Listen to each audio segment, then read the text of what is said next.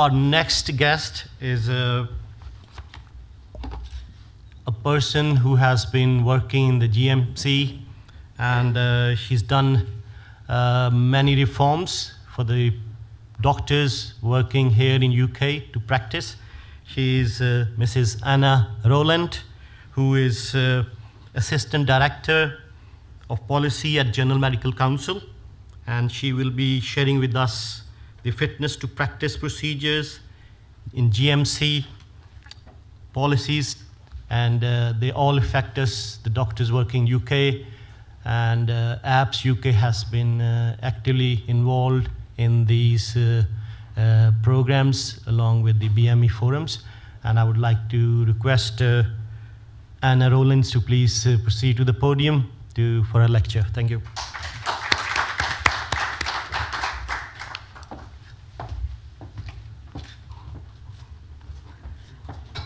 Morning. Thank you very much for asking me to come and join you, and I'm very pleased to be here.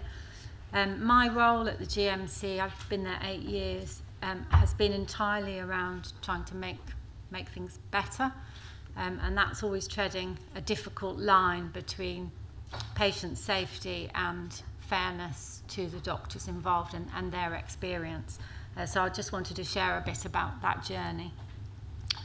So I think all organisations that handle complaints across different regulators but also different jurisdictions have experienced a spike in complaints. So this is not just the GMC and it's not just the UK. I think it's a lot to do with changing social patterns and the internet, and people have got much more used to complaining. But we are seeing that slowing and in fact reducing somewhat in the last couple of years. So our complaints are down 7% compared to 2014. We still get most of our complaints from the public. So the vast majority come from patients or their families. But actually, in terms of the ones we take forward, it's a much smaller percentage of the complaints we get from the public. So only 15% compared to 80% of complaints we get from employers, which we take forward. So you can see there the sort of pattern of increasing complaints, and then it's starting to come down slightly. So I think a real focus for us in probably about the last 5 years has been about stress. So the system we have was introduced 2004. It came off the back of the Shipman inquiry, but there had been a whole range of medical scandals in the late 1990s, where I think the sort of social mood was that there needed to be a very clear and firm system for protecting patients. But I think what we found out the back of that is about that important balance. So of course, patient protection has to be an absolute priority, but there is something about making sure that it also deals compassionately with the people who are being investigated. And so I think some of the concerns that people who find out they have an investigation about to start, some of the things they worry about are the impact on their career, how long will it take, this being disclosed to their employers, that there might be a public hearing, the press may report on it, and also how long that information will continue to be published. So some of the aims that we have to tackle some of this is about complaints being dealt with at the right level.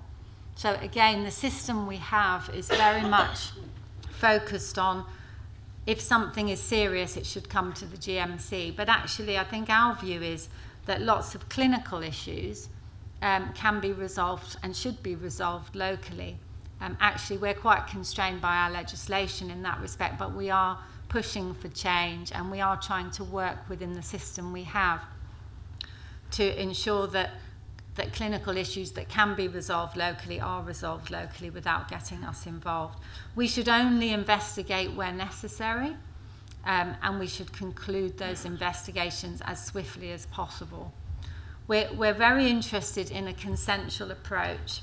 So this isn't about issuing a punishment, it's about putting a public protection in place. And if we can do that by agreeing with the doctor what needs to happen, then that's our preferred approach. And we're investing a lot of effort in sensitive handling of our communication with the person under investigation. Even if a serious outcome is necessary, their experience of their interaction with us should be as sensitive as possible.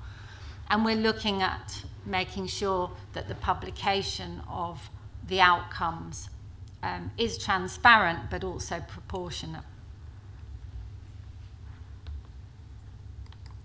So just a bit about our legislation. I said it came in 2004.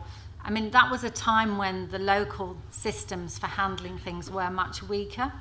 And so that's how the legislation's been drafted. I think probably a lot of doctors in the UK don't realise we don't have a discretion. If we receive a complaint that raises a question about fitness to practice, we're required by law to investigate it. It's quite an inflexible system. So we've asked for change. We would like a discretion about what to investigate. What we would do with it is focus more on local systems and our interaction with local systems to deal with clinical issues. And we would like greater powers to agree things. We do have some, but they are limited. So just a bit about what have we been doing to make things better and to get that balance right. So we set up an employer liaison service. We have GMC experts now that work with every employer and every trust in the UK, Wales, Northern Ireland and Scotland. That's to make sure that when an employer sends us a referral, it is the right one. So to get that consistency of referral across the whole of the geography. We set up a new tribunal service about 5 years ago. It is run by the GMC, but it is separated from the rest of the work of the GMC.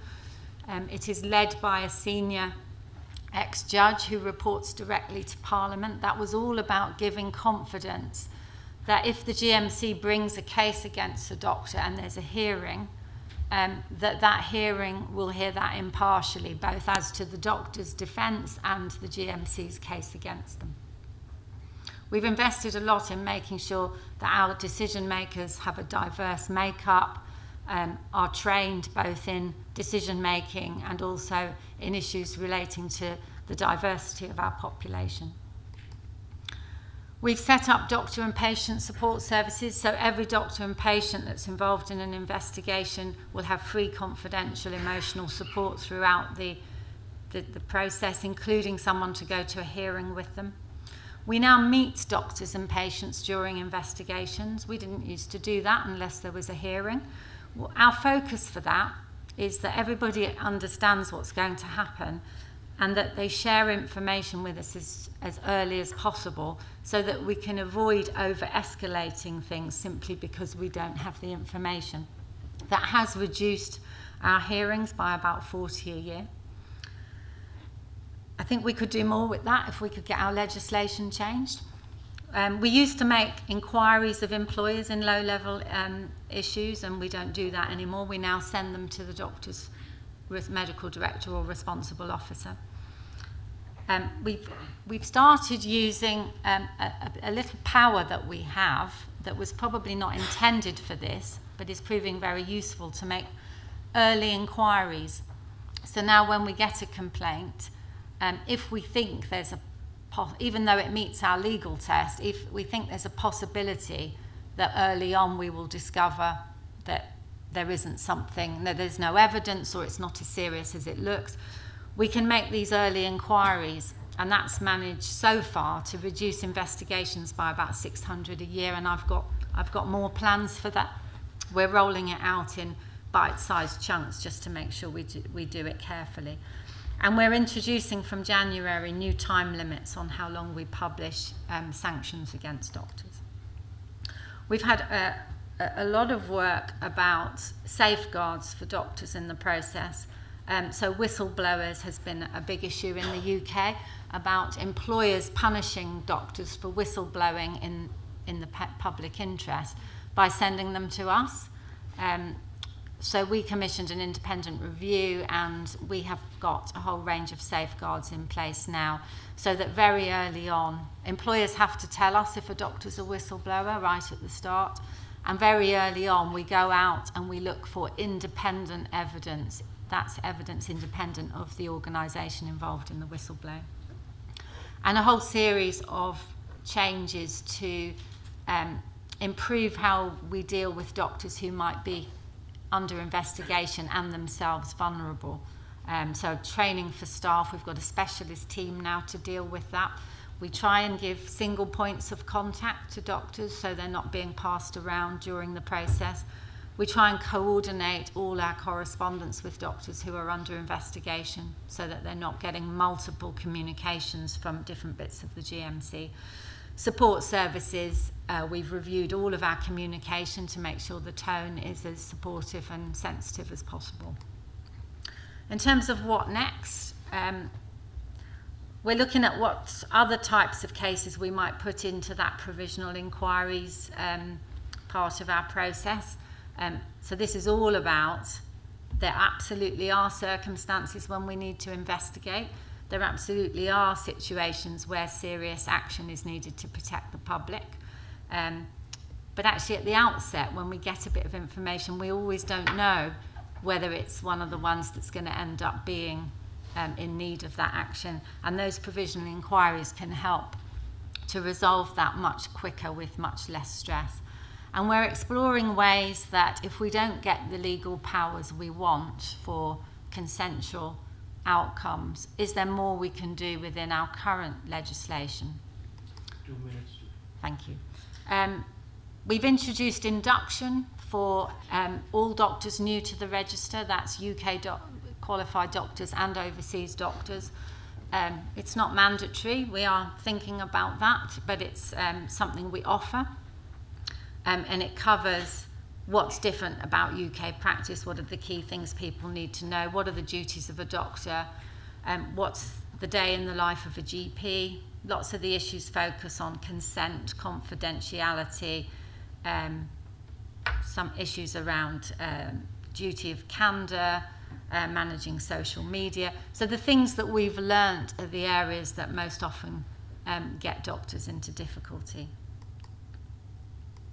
So just very quickly, I was just going to focus on a couple of case studies. So the first one is a doctor prescribes antibiotics over the phone to an intravenous drug user with an abscess. He doesn't ask as many questions as he should, and he doesn't advise immediate attendance at hospital. Next day, the abscess bursts and the patient ends up in intensive care. Our focus here is protection. We're not a punishment body. So we'll be interested in, is this doctor safe for the future? So we'll be looking at how has the doctor responded to this, what have they learnt, are they likely to do it again, have they taken any retraining that might be necessary. If we're reassured of all of that, this wouldn't necessarily result in us needing to do something. The other one I'll just quickly touch on is the last one. A doctor lied about their qualifications and forged a reference. They were dismissed and referred to us. They then lied to get a new post saying that they weren't under GMC investigation. We suspended them. They lied about that to a locum agency, and when challenged said that their mother had died, which was why they had done those things, and that turned out not to be true. This is the sort of thing that ends up with a very, very serious outcome. It's very likely that doctor would be removed from the register. So the sorts of issues are around very serious misconduct. Not a mistake. We know doctors can have a lapse in judgment, and if it's not going to happen again, then we're comfortable with that. Okay, I'll stop there. think there's time for a couple of questions. First, Dr. Sohail Chugtai.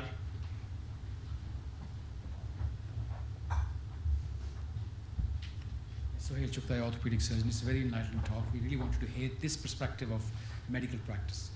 Two brief questions. Laws about telemedicine, especially giving assurance to the insurance companies that this doctor is protected for one-off consultation or round-the-clock cover. So that's one point, that how GMC is handling telemedicine. The second thing is about the patient requesting recording of the consultation in audio. Has doctor the right to say no? Please enlighten us on this question. Sure. In relation to telemedicine, I think this is producing quite a challenge for regulators, because traditional regulators are very based around geography. Practice in the UK requires registration with us, and therefore we oversee that. I think some of the new arrangements that we're seeing, it's actually quite difficult sometimes to work out where the healthcare took place, because sometimes you have a doctor in a different jurisdiction providing services to another jurisdiction, the patient somewhere else. So I think it is a challenge, so we've got quite a bit of work going on at the moment. I think all of our focus is around geography and the register, and I think this is an area that's proving quite challenging for that. So I think over the next year or two we'll be starting to try and develop solutions to some of the more innovative services that we're starting to see that are quite global in nature. In relation to recording, that's a really good question, and I'm not sure we have an absolute policy on that. I think probably it's down to the relationship between the doctor and the patient, but it's not something I've come across recently. So it's absolutely something I could catch up with you if it's something you would really like our view on. I can speak to my colleagues and get a view on that. Okay, thank you. If there's no other question, can I ask a question from you? Is GMC looking into separating the responsible officer and the medical director? There could be a conflict of interest. So are there any plans or looking into this? So I think the responsible officer isn't a role of the GMC, it's a government role, even though it was designed to support revalidation. So we're not looking into it. It would be something the government would need to do. But we have had quite a lot of discussion about it, and I would say views are very split. About half the people think it's better if it's the same person, and the other half think it should be separated. And I think the issues are, if it's separated, sometimes it means that there isn't the sort of the influence at board level that I think you need in someone with that role. If you put it together, I think sometimes people feel there's a bit of a conflict between the responsible officer role and the medical director role. So I think there's a bit of 6 of one and half a dozen, and we're seeing different models appearing. Thank you very much. I think next question. Just a quick question. I'm a GP. I think recently in GP Alliance meeting, we were told that the patients will have access to the records as well.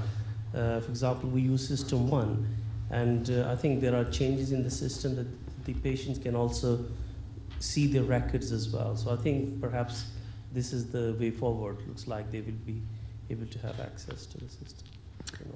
I think in a way it's not a change, it will just make it much easier. So under the law, patients have the right, I think for £10, to write in and say, can I have a copy of all my records? Of course, that was a paper-based system. Probably a lot of patients don't do that.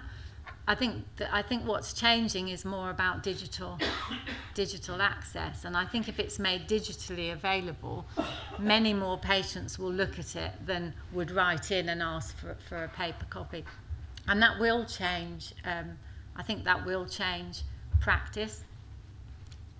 I couldn't emphasise enough how important records are, certainly if there is a complaint, everything goes back to the records. I know it's difficult in a busy, challenging practice to make sure you do keep records up to date.